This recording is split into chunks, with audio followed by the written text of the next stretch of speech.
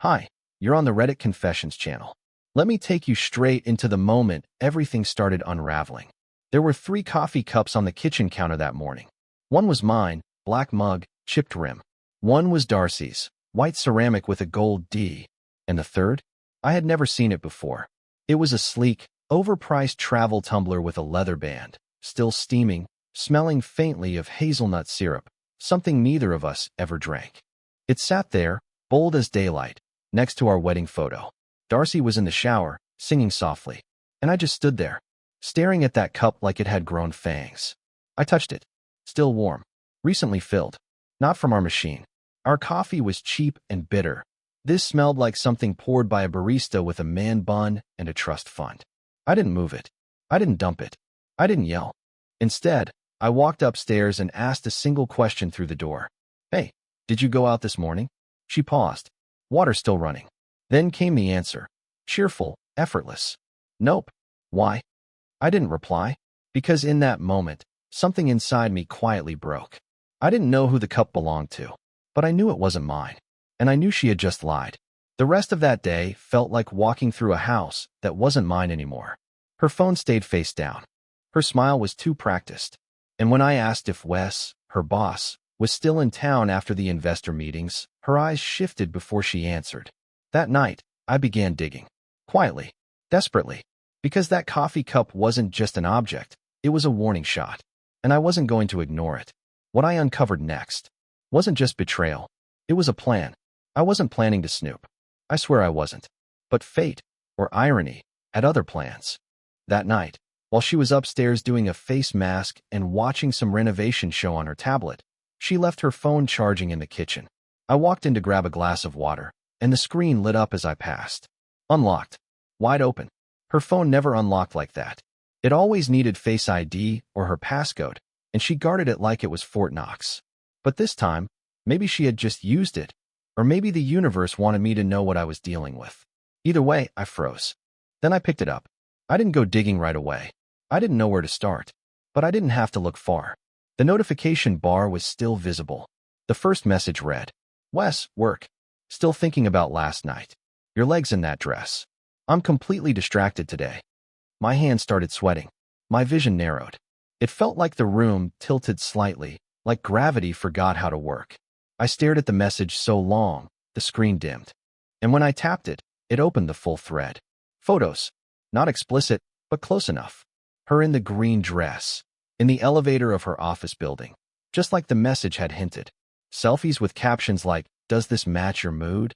And, guess where I'm not wearing anything. My heart sank, so low it felt like it fell through the floor. I kept reading. Scrolling. Their thread went back months. Months. Flirtation. Inside jokes. Work gossip. Plans that overlapped with days she told me she had late meetings. One message crushed me more than the others.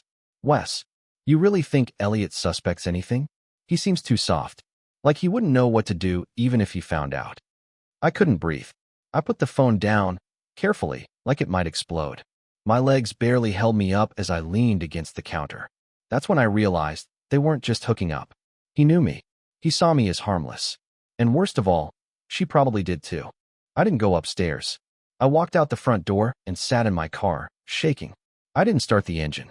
I just sat there and stared at the house I'd poured my whole life into, wondering how I missed it all. That night, I made a decision. I wouldn't confront her in anger. I wouldn't yell or cry or beg. If they thought I was soft, I'd use that. I'd make them think I was still clueless. Because if they were going to underestimate me, I'd make sure they never saw what was coming. The hardest part wasn't reading their messages. It wasn't the photos or the timing or even the cruel way Wes described me like I was some lost, spineless puppy. No, the hardest part was pretending nothing had changed. The next morning, I made her breakfast. I smiled. I even asked how her client dinner had gone the night before. She paused just a second too long, blinked once, then slipped into the practiced lie. It was fine. Long. The investors were picky, but I held my own. I nodded like I believed her. Inside, I was screaming. Over the next week, I transformed into someone else, a man who paid attention. I studied her voice when she talked to Wes on the phone, always referring to him as my boss, like they weren't texting each other heart emojis 3 minutes earlier. I noted when she came home with her lipstick freshly reapplied. I checked the Uber receipts in her email trash folder, the ones she thought I'd never find. The destinations weren't restaurants or investor meetings. They were hotel lobbies. Expensive ones. Every time she kissed me goodbye, it felt like I was being chloroformed with a smile. But I kept it together. I played the part. Because something in me needed to see how far they were willing to go. I needed to understand the depth of their betrayal before I made a single move. And the more I waited, the more carelessly they acted. One night, she left her iPad open on the couch. I wasn't trying to check it, at least not actively. But I tripped over the power cord when I was vacuuming, and it lit up. The screen showed her recent iMessages. I wish I could say I hesitated. I didn't. The last message was from Wes. Wes, you're glowing lately. Tell your husband I said thanks for keeping you happy at home. Makes you wild in the office. I didn't even flinch anymore. I just stared at it like it was a confirmation of what I already knew. They thought I was harmless. A doormat. Furniture. Something to step over, not confront. That night, I created a new email address. Then I started taking screenshots, quietly, carefully. The texts, the photos, the calendar overlaps, even the receipts. I archived everything in a secure folder titled Tax Documents 2022. No one would ever click it. I backed it up twice. I even printed a few of the most damning messages and hid them in the cover of an old photo album in the basement, just in case. Still, I didn't confront her. Not yet. Because the next time she lied to my face, I was going to be ready. And so was someone else. There was a number on her call log that she forgot to delete. It wasn't Wes. It wasn't marked with a name. Just a local number, no contact picture, sandwiched between a real estate client and her dentist. But it had appeared too many times. Late at night. Always less than 2 minutes long. Every few days. I stared at it for nearly 15 minutes before doing anything. Then I called it. It rang twice. A man answered. Confused. Hello. I didn't speak. I didn't hang up either. There was silence. Then he said, Darcy? I ended the call. I knew she had other secrets. Secrets Wes might not even know. I suddenly realized I might be peeling back layers of betrayal I wasn't prepared to face. Still, I couldn't stop. That number, it belonged to someone connected, someone important enough for her to keep the conversations short and untraceable. Someone she never wanted me to know existed. That night, I confronted her, but not about the number. I asked if she wanted to go away for the weekend. I said I'd found a cabin 3 hours out of town, no Wi-Fi, just us, like old times. She looked stunned, almost nervous. Then she forced a smile and said, I'd love that. We left Friday afternoon. I drove. She scrolled through her phone most of the way, but I noticed something off. She wasn't texting like she usually did. No emojis. No quick bursts of typing. Just long pauses. Then lock screen. Out of curiosity, I checked the number when she fell asleep that night in the cabin. It hadn't called back. Instead, I had a voicemail. It was only 4 seconds long. Breathing. A faint shift. Then a whisper. Why did you call me? I didn't sleep the rest of the night. I sat by the fireplace and stared at my wife as she slept under a wool blanket, completely still, as if she hadn't detonated the center of my life and walked away from the explosion without a scratch. The next morning, she made coffee and kissed my cheek. I acted normal, but in my mind, I was rebuilding everything. The story I thought I knew, the marriage I thought I had, the person I thought she was. All of it, rewritten. I emailed myself the voicemail. Then I did something I never thought I'd do. I contacted a private investigator. Not because I wanted revenge, at least, not yet. I needed to know what I didn't know. I needed someone who could connect the dots I didn't even realize were missing. And when I told him my wife's name, he paused. Then he said, this won't take long. I met the private investigator at a cafe 2 towns over. Neutral ground. I wore a baseball cap like I was in some low-budget spy movie, but honestly, I just didn't want to be seen. I felt humiliated, even though I hadn't done anything wrong.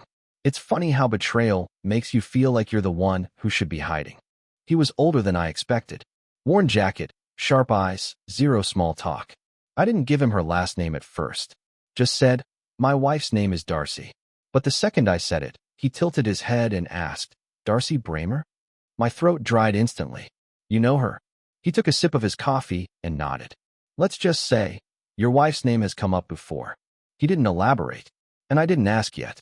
I just handed him the screenshots, The voicemail, the photos. I even showed him the mystery number. He took it all without reacting, then said, "I'll run this through my system. I'll let you know what shakes out." I spent the rest of the day in a fog. Back home, Darcy was already there. She greeted me with that same casual kiss, like everything was fine. Maybe for her it was. Maybe playing both sides had become normal. Maybe I was just the guy who kept the house warm while her boss unzipped her ambition behind hotel curtains. That night, we had dinner. Lasagna. She complimented the wine I chose. She smiled at me like she wanted to believe we were still us. But I saw it now, how her eyes flickered toward her phone every few minutes. How she chewed slower when she was thinking too hard. She wasn't comfortable anymore. That made two of us. The next morning, the PI called. I was still brushing my teeth. He didn't say hello. Just, "That number? It's a prepaid line, registered under a fake name. Bounced between 3 towers. But we tracked its last known location, an apartment downtown registered to a real estate trust that your wife's company manages." I stopped brushing. My stomach dropped. He continued, "And Wes? He's not just her boss. He's an investor in that trust. Quiet, hidden through shell companies. But it's there." I sat down on the edge of the tub, toothbrush still in hand, foam dripping down my chin. "And there's more," he added. Of course there was. I pulled public court records. "She's not legally married under your last name." I froze. "She never filed the paperwork after your courthouse ceremony. Your marriage license was never submitted. You're not legally her husband." For a moment, the world was silent. My own heartbeat sounded like it belonged to someone else. Not legally her husband?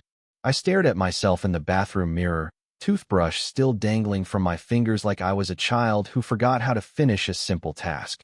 What kind of person lives with someone for 7 years, shares a bed, a life, memories, and never files the paperwork? I was living in a house built on smoke, and I had no idea how much of it was about to burn. I couldn't look at her the same after that phone call. Every smile she gave me felt manufactured, like a customer service script she was tired of reciting. But I kept playing my part, because now I had the upper hand, even if she didn't know it. She thought I was still that soft, loyal husband, still making tea in the morning and folding her laundry while she slipped into dresses for him. But I wasn't folding anymore. I was watching and listening closely. The night after I learned we weren't legally married, I stayed unusually quiet. She asked me if I was feeling okay. I told her I was just tired, probably something I ate. She didn't press. At 2:13 a.m., I heard her get out of bed. I stayed perfectly still, eyes closed, breath slow. I heard the soft click of the bedroom door, her careful footsteps across the hallway floorboards, the rustling sound of her opening her purse. She always kept it near the front door. Then a low voice.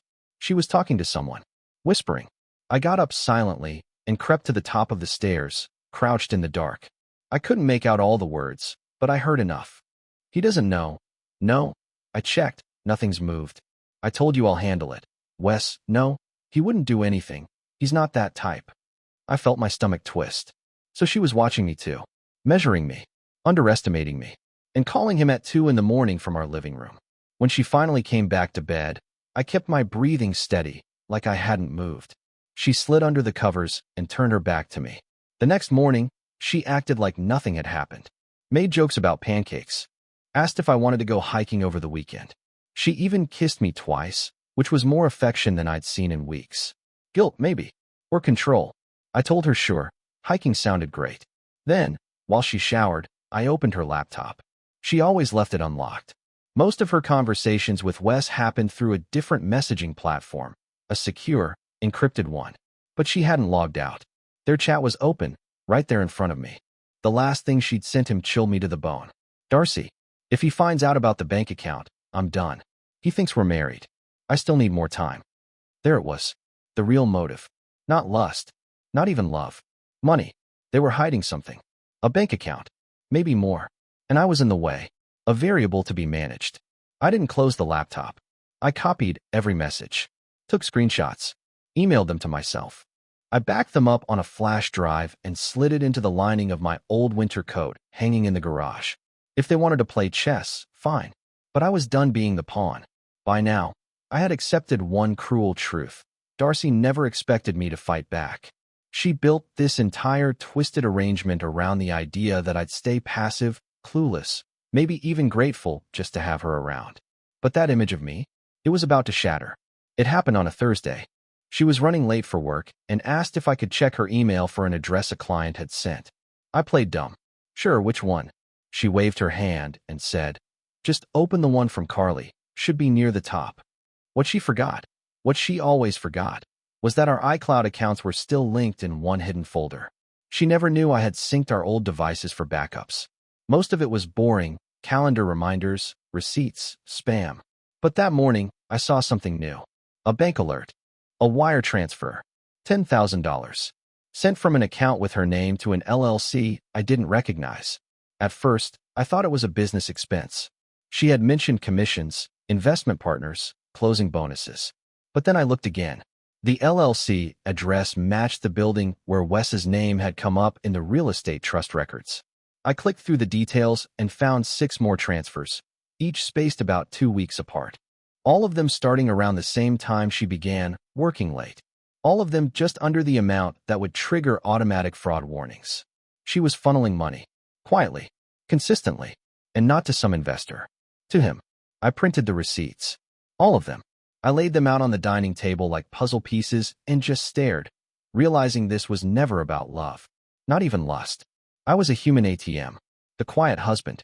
The cover story. Later that day, while she was still at work, I did something petty. Maybe it was desperation. Maybe I just wanted her to feel even 1 ounce of uncertainty. I took the printed transfers and slipped them, just 1 page, into a stack of unopened mail on the kitchen counter. Buried, but not hidden. Visible enough if she really looked. That night, I watched her. She picked up the mail, flipped through it, paused, pulled out the page. She didn't flinch. She didn't gasp. She calmly folded it and slipped it back into the envelope it wasn't mailed in. Then she turned to me, smiled, and said, "Want to order Thai tonight?" I nodded, heart pounding. Sure. She knew I knew. And I knew she knew. We were standing in the same kitchen, breathing the same air, but now it felt like a chessboard. Only difference? She thought I was still her pawn. She didn't realize I had already flipped the board. I didn't sleep the night I watched her tuck away that wire transfer receipt like it was just another grocery list. She wasn't afraid. Not even surprised. That told me everything I needed to know. She had a plan. And she thought I didn't. But the thing about being underestimated for years is that eventually, you learn how to use silence as a weapon. I didn't need to scream. I didn't need revenge. I just needed truth and a clean exit. The private investigator delivered everything I needed. Proof of the money trail. A map of Wes's shell companies. And, most importantly, a copy of the trust Darcy had opened in her name. One that quietly pulled from the business accounts she managed for clients. Illegal, traceable, and deeply stupid. But here's the twist. Because we were never legally married, nothing was shared. No assets. No obligation. Everything in my name stayed mine. And everything she'd stolen, I turned over to the authorities. Quietly. Professionally. No drama. I called a lawyer, transferred the lease to my name alone, and shut down every account we once shared. She couldn't even access the Wi-Fi when she walked in the door the next evening. I'll never forget the sound of her keys dropping when she realized the apartment was empty. I'd packed everything I owned and left. What remained was hers, an envelope taped to the mirror. Inside, the printouts, the wire transfers, the screenshots, and a single note that said, "You're right. I wasn't the type. I became the type." That was 3 months ago. Wes. He lost his job after the financial audit. One of the investors in the trust had connections, and once they got involved, everything fell apart. I heard through the grapevine he's under investigation now. Darcy? She tried calling a few times. Then she stopped. I think she realized I was done playing the fool. As for me, I moved out of state. I work from a small cabin near the lake now. Quiet. Peaceful. And for the first time in years, I wake up without wondering who's lying to me. I don't hate her. I just finally see her for who she really was. And the best part? I see myself now too. What would you have done if you found the transfer slips? Would you have confronted her, or played it quietly like I did? Tell us in the comments. And don't forget to subscribe to Reddit Confessions for more shocking betrayals, and the strength that rises after. Thank you for following the story to the end.